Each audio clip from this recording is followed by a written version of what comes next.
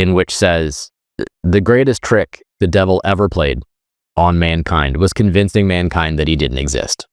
And nothing, in my opinion, summarizes what's happening currently in the world of real estate when it comes to brokerages than that statement right there. This is Consume, the podcast for real estate agents who are tired of hearing the same old industry stuff and want to experience something completely different. I've been in the coaching space, and I hate the term coaching in real estate just because I don't know, it skews me out. It's one of those things that I'm sort of like, anybody can call themselves a coach. There's no actual accreditation to any of it. It all kind of seems like wishy-washy bullshit to me. But let me tell you a little bit about why I think, for me, the coaching industry doesn't work for agents. So if you think about coaching in real estate is very similar to the healthcare industry. So the healthcare industry is built on symptom treatment, never treating the cause. And the reason is because that's where all the money is made. It's made in symptom treatment. If you go to a doctor, you have high cholesterol, you are not feeling great, right? The first thing they're going to do is give you a pill. They're going to say, hey, here's a statin, you're going to take this, lower your cholesterol. They might broach, you also might want to, eat a little better or do some exercise, but that's not going to be part of a plan for you moving forward. Why? Because if they really dove into helping you on dealing with the cause of the problem, then you wouldn't need them anymore. So the system is designed and built all around symptom treatment. And coaching and the real estate model itself is the same way. Everything in coaching is built around symptom treatment. And that is because it keeps you dependent on the coach. So fine, I get it. I understand it. Look, there's great coaches out there that do wonderful work with people. They help people. They do all kinds of fantastic stuff. With that being said, at the same time, no one talks about a lot of the emotional components and the things that come into context with working with agents, helping them be better at what they do. So I'll give you an example. I had a client I was talking to the other day, and they started off by explaining to me they were super frustrated by this particular client they had, because they had explained to that client that if they priced at a certain price point, that it wasn't going to work for them. And the client wanted to go ahead and price it at some ridiculous price point anyway. They went ahead, they did that. And the agent, now 6 months into this listing, was telling me that they were so upset because these people didn't listen. And now these people are looking at them for answers as to why the property's not selling. And they were talking about, what are the things that I should be saying to them to get them to understand that it's not me. And, they're really frustrated. And I feel like I should do something.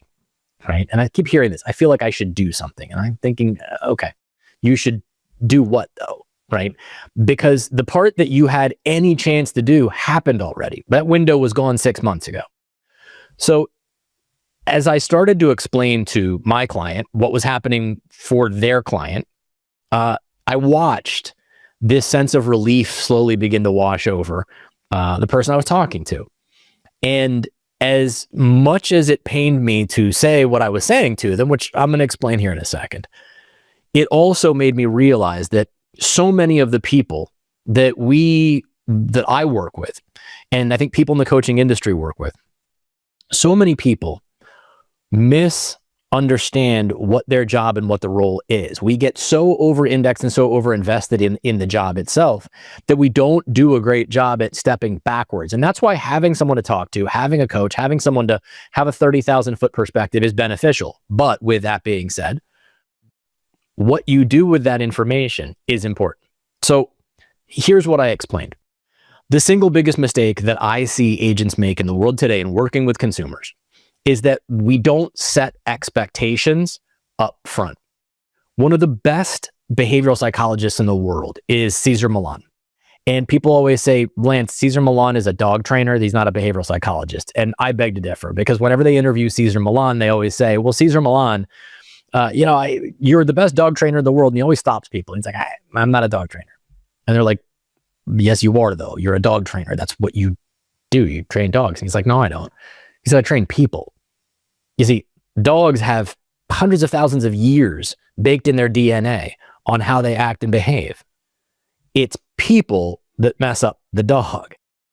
And it's very interesting because in a lot of different ways too, one of the things that he shares is this idea that in order for you to have a healthy, calm, happy relationship with your dog, you have to have rules, boundaries, and limitations. You have to set expectations up front.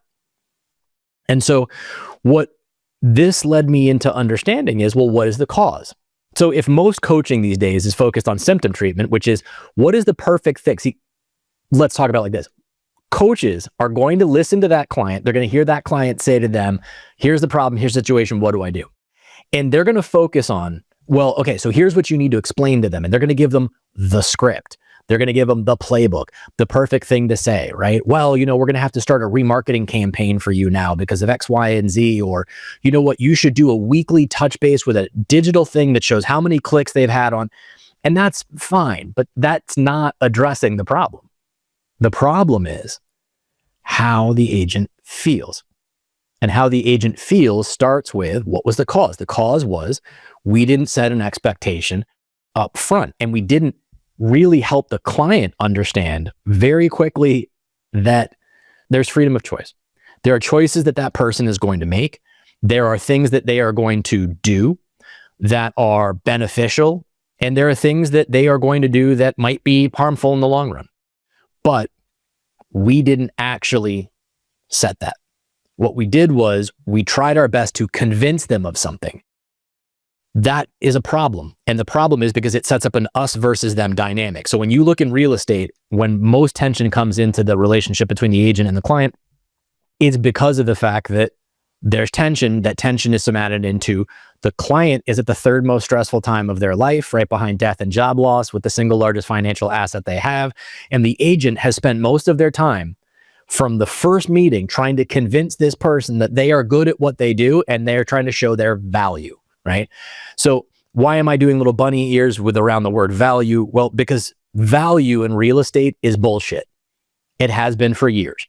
This idea that the agent has to be showing their value to everybody and explaining to somebody, well, here's my value to you, and I have to demonstrate my value. And if you sent them something, you have to show your value. Did it have your value in it? Does it show your value? It's nonsensical. Why? Because in essence, we really all have the same value. As an agent, my job is to help navigate a process with somebody. And when we don't really look at who we are, what we do, and what our role in the relationship is, the consumer then doesn't understand what our role in the relationship is. And because of that, it is the single biggest thing that A, keeps us stuck, B, creates additional really problems within how we engage with people and actually how we process things ourselves.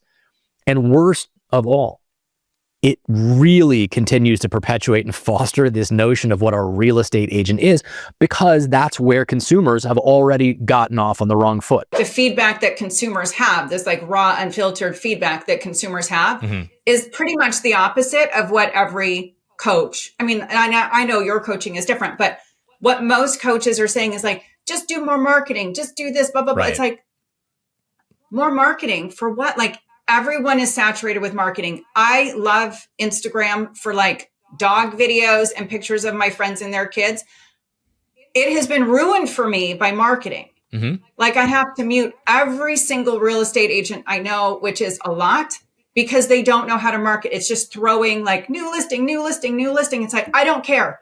This is not what I come here for. So please stop. Fascinating actual statistic that says that Instagram and Facebook, that you have a 1% chance of reaching organic leads through Instagram and Facebook if you're an agent based on your target audience. 1%, right? 1%. And then when you look at YouTube, that is 62% on average. And yet, what do coaches tell people all the time? And what is the industry constantly promoting? Instagram, Facebook. And then that's where you end up with all these agents running around going into, these hot new trends. So we'll talk about this because I'm going to blow this one up, and I guarantee you we're going to get hate mail for this. So do you remember that trend that was happening for a while where they were doing those little figurines, like those little fake action figures? You could do a fake action figure of yourself. Did you see this on Instagram? Okay, cool. Yeah. So there was one that had, and I won't name the brokerage because it was a team that had done this, where they posted each one of the team members as this figurine. And in each one of these little figurines in your action figure pack was 4 things. something that referenced the brokerage. So there was like a book, like a notebook that had the brokerage name on it, or like a sticker that had the brokerage. Okay, so they all had that. Then they had their like thing they do for fun. So it was like a golf club or a tennis racket or like sneakers. A lot of golf clubs and a lot of tennis rackets, by the way, in a bunch of them. Then it had their favorite drink. So we had like martinis, chocolate martinis. We had like highballs. And what was amazing to me was I looked at this and the first thing I thought was, what did we just tell people? Well, when you looked at each one of these, it said, oh, but I forgot the best part. It also had their like whatever the device they were on, their laptop, their iPad, their phone. So what did all this say? I'm constantly out on the golf course or on the tennis courts. I drink all day long. And basically I live on a mobile device because I'm never actually doing anything of actual work. I was like, yeah, you just fit the stereotype.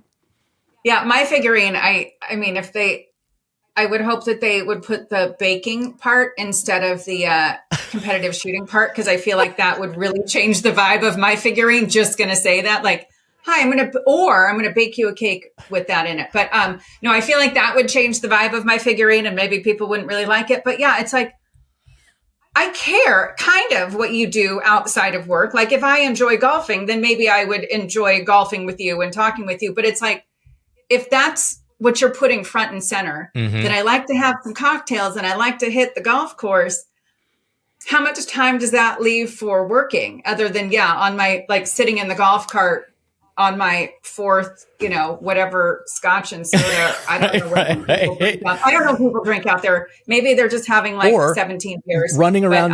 Have you seen the ones where they run around the office all day with like this little microphone? Like, hey, Cindy, what's the best book you read this summer? Hi, Barbara, what's the best book you read this? Like nobody gives a shit. Nobody cares. Can I also tell you how much I hate that whole trend, period, of the talking into the tiny little lav mic? I'm like, you are a fuckwit. Stop it. Stop it. You look like a fuckwit. Put that thing down. If you like, don't talk in the tiny microphone. I don't care who you are. I don't care if you're selling real estate. I don't care what you're doing. Put the tiny microphone down. That's a lav mic. That should be clipped on you if you're going to use it at all. Otherwise, put it away. It is an astounding thing. I mean, the industry has just been like reduced to just like the dumbest trends and like trying to get attention and vibes and whatever. And it's like, it's going to get you attention possibly, but I don't think it's going to get you the right kind of attention. If I was not in this industry, which I know I am, so I'm biased and it's hard for me to remove that bias. But if I was not in this industry and I'm scrolling on Instagram and I see someone talking about like their favorite book from the summer, I'm not going to go, you know what? I absolutely am going to call this woman and talk to her about real estate. No. We as an industry on the whole have to stop using the term value. Value is a dumb term. Here's what I mean. If you've been in this real estate game for even more than 5 minutes, at some point, maybe thousands of times, someone has told you, well, you need to show your value. What really matters to customers and consumers out there is showing them your value. Well, I want to make this very clear because it still boggles my mind when I hear about this. As a person in the business, as someone that works with consumers and for consumers, if I'm surrounded by people telling me all the time that I have to show my value, did you show your value? If you did something, it has to show value. Anything that you do has to show value. You go to a listing presentation, you have to make sure they see your value. Did you send them something? If you emailed them, that email has to include something of value. And, I get frustrated by this because behaviorally, if you tell someone 1,000 times during the course of the year that no matter what they're doing, they have to show their value, inherently what you're telling somebody is, you have no value. And because you have no value, you have to be creating all these different ways to show somebody that you have value. And in and of itself, fundamentally, I call bullshit on that. I just don't think it's very fair or an accurate depiction of anything related to what will serve a consumer in the long run. So let's dig in. Your value on the whole is derived by you as the individual and what you can do for and with somebody. I say all the time that I believe in our business, our job is to be of useful purpose and service to others.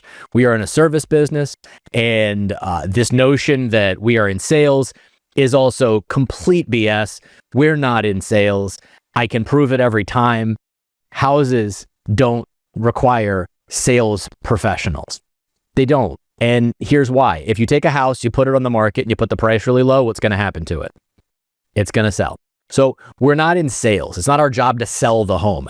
It's our job to be in a service-based industry, providing a service to the consumer to help them navigate the process, the challenges, make informed decisions, and be a supportive structure to them in a process, right? So that is one fundamental thing.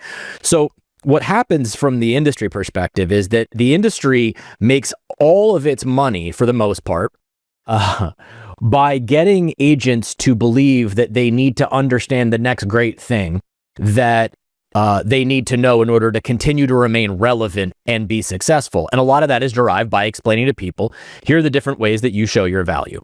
And if you talk to consumers and ask them what they think is of value to agents or about agents, what they'll most often tell you is their knowledge base. And so their knowledge base is a supportive function that helps improve the quality of service that they can give them. Right? And their knowledge base and their experience is what comes into play during the course of the transaction. And that inherently is a value. But the problem is that when you're educated in the industry, you're being educated to show value the same way every other person you're competing with is being shown how they can establish their value or show their value. And, that shows up in a couple different ways. We see that when agents start talking about, well, when I send things out in my email, the email has to have something of value. So I can't just check in with somebody and say, hi, how are you? Because that's weird. If you ask an agent, oh, why don't you just reach out and see how they're doing? Well, that's weird. Why? Being a human being is weird? Okay, fine. There's problem number one. The concept of having something of value is derived or driven into us by us having to engage with somebody in a fashion that is most often not really of actually any value. So agents are told when you reach out and send an email, that email has to have something of tremendous value. Example being, if you're going to email them, they need to know that you can do a property CMA for them so they know what their home is worth. Well, is that of value? No. It's not. Why? Because they can go to 18 different websites right now and get a ballpark idea of what their home is worth. Now, someone is going to send me hate mail right now, and they're going to tell me, well, Lance, but that's just not true because I know, and, the Zestimate is always wrong, and the Zestimate's wrong. But when you go and look at 3 other sites and you can get a median of between those different 3 sites, we're now talking about something that I can get a pretty decent idea to what my home is worth. In fact, now with the benefits of AI, I will tell you right now, I can go into a chat GPT, I can put in my property and tell it to run a CMA and a comparative market analysis for things that are actively on the market. And I can tell it the parameters of what I'm looking for. And guess what? It does a pretty good job. In fact, based off of the research that I did, it gets within a plus minus of about 3 to 4% on average of property value in either direction. So again, we're getting pretty tight, and the science behind comping a property is not nearly as compelling as it used to be. But when we think about showing somebody value in what we do and how we operate, we're being taught and trained that our value is dependent upon what we can do for somebody. And most often now, that is something that is readily available.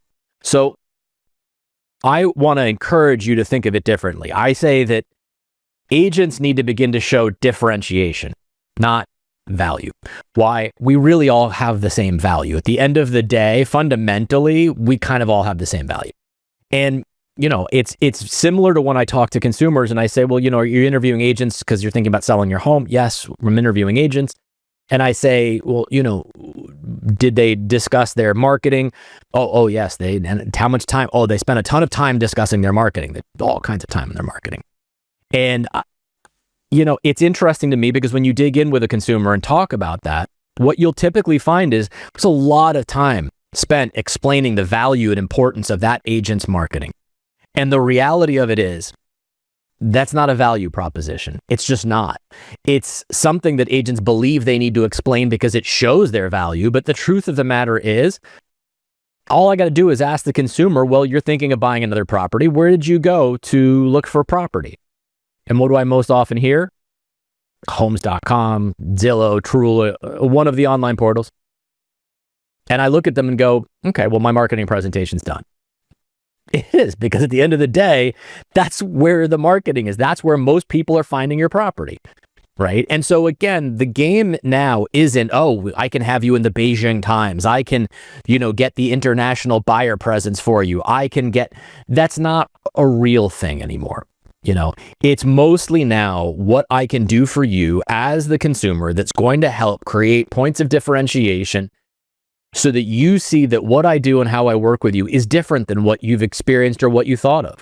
It's incredibly important these days to have an opportunity to meet people where they're at, but also demonstrate to them based on their current needs, especially in a service-based business, where your differentiation lies compared to what their perception, their idea of a consumer experience would be within real estate. How do you feel about private listings? And let me just explain to you what I mean by that. That means that there would be let's just say there was an area of the world in which listings could be made private, and that your property as a seller could be put there so that only agents within that brokerage or only people on that one particular portal could see that listing for a period of time. Nobody else publicly could see it. What would you think about that?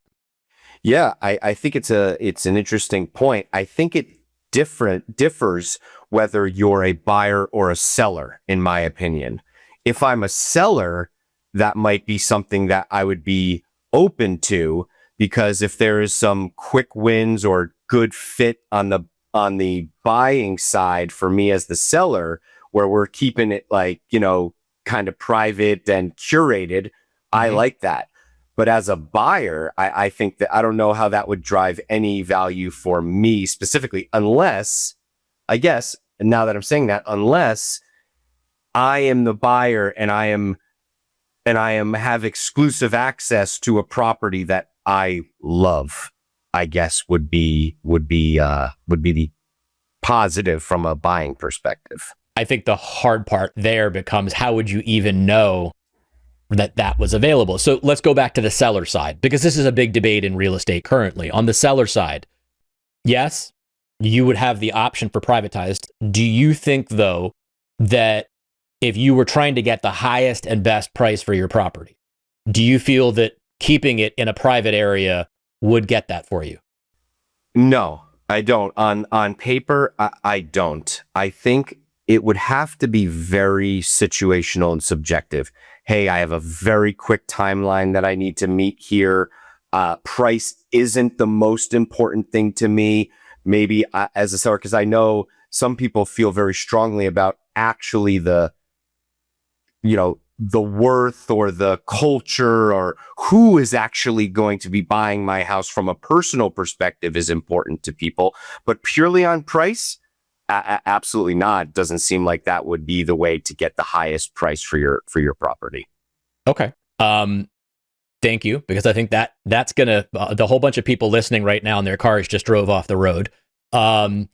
Because that is one of the biggest debates. There are brokerages out there, who I will not mention, who are actively pushing to privatize listings, which is the way that it used to be before there was what was called clear cooperation, which means the multiple listing services and the boards would require you within a certain amount of time of taking a listing to put it on the MLS so that it would have fair and equal distribution so everybody could see the property.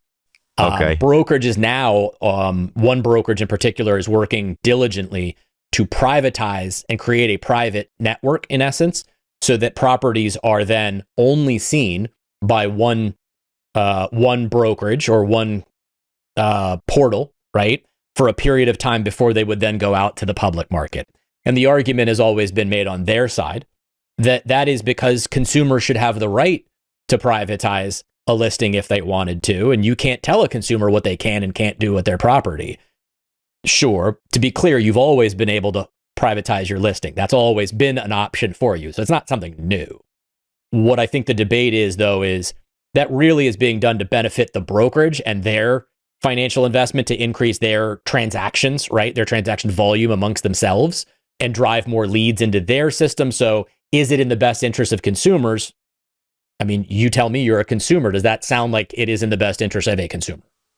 It doesn't on a general level at all, in my opinion, right? Like maybe if I have a $20 million house and there's very, certain it has a golf course or what, like some crazy thing where it's only a very small aspect of the population that is going to want this house. Okay, fine. But from a general perspective, that would make no sense to me personally. And really that would say to me, hey, this brokerage is just looking to get both sides of this deal from a commission perspective.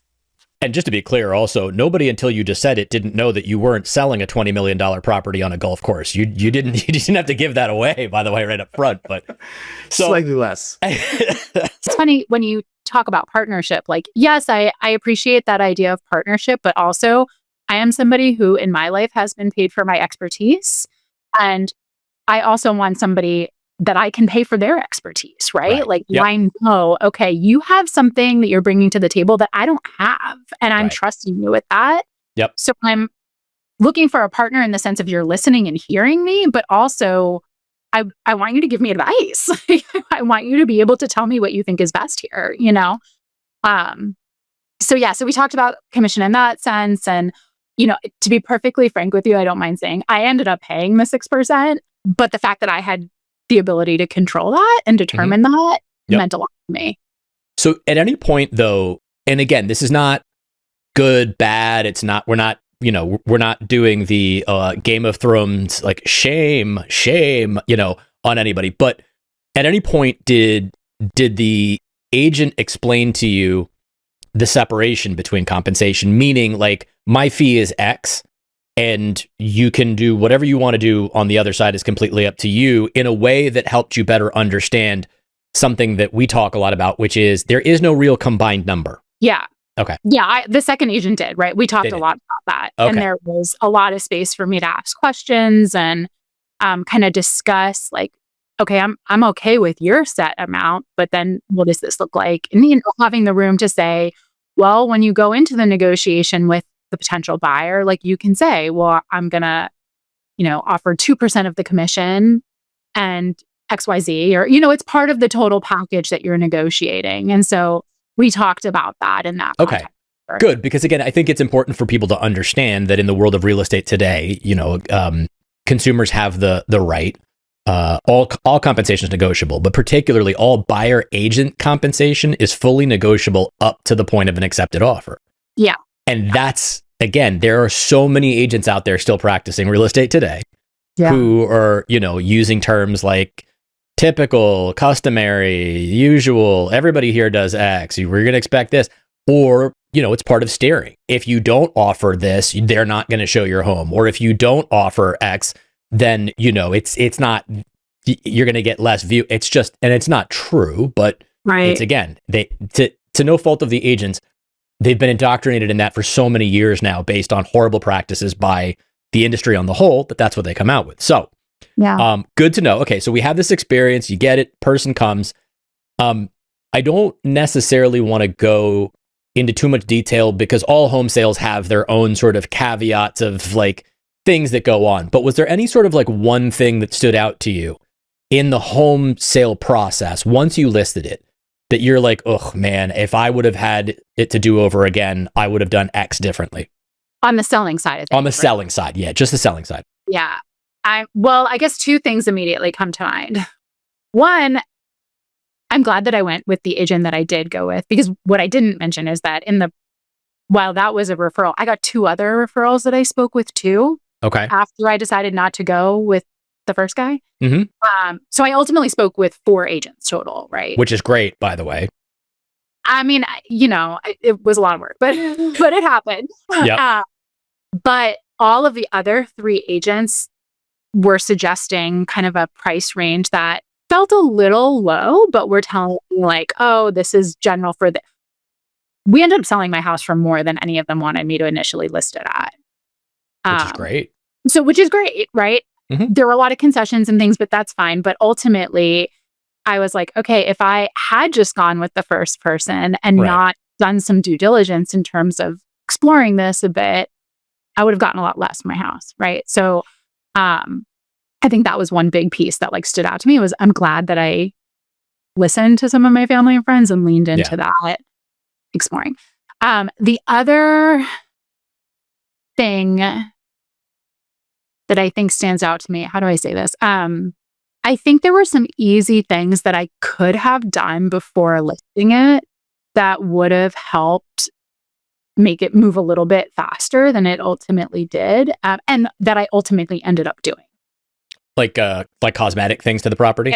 Exactly. Like easy facelift stuff that like I ended up doing. We at one point pulled it down for a couple days, did some of that facelift stuff and put it back on. And I think it made a huge difference. And there was a part of me that was like, I had just done this at the beginning. Maybe it would have made a difference, but was that recommended to you in the beginning? It was one of the like, here's something to think about. Okay. It wasn't like you have to do this or it's never going to sell. But this agent that I went with, I think was really good about being like, here's things to consider, things to think about. It's going to cost you a little bit of money. Do you want to do it? Like, do you want to wait it out and see? So we did wait it out and see. And then I was ultimately like, okay, no, let's do that. That's awesome.